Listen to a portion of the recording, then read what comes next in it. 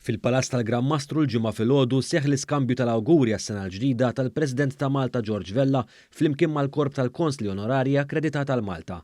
F'din l-okkażjoni, il-President sostna l-importanza ta' dan l-istess korp, partikolarment għar relazzjonijiet bilaterali ta' Malta, għar rabtiet kummerċjali għall-investiment u għaċ-ċittadini li jsibu diffikultà fost affarijiet oħra.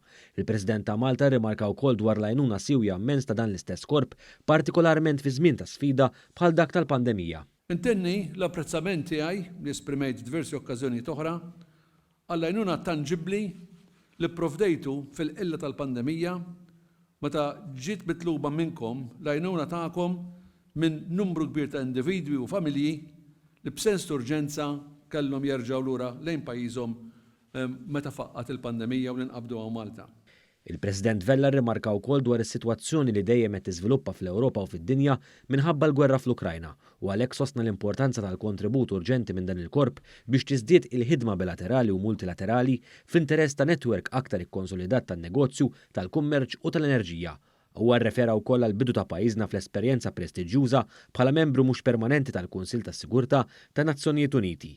Sostna li dan huwa żmien straordinarju għal pajjiżna li qed ikompli jissaħħaħ il-profil internazzjonali u multilaterali tiegħu.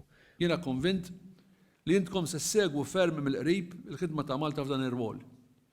U tgħinu jekk inqala bżonn billi tipprovdu jew tiffaċilitaw kull appoġġ li nistgħu nkunu neħtieġu biex inwettqu dan il-kompitu kbir li tħanna lieh.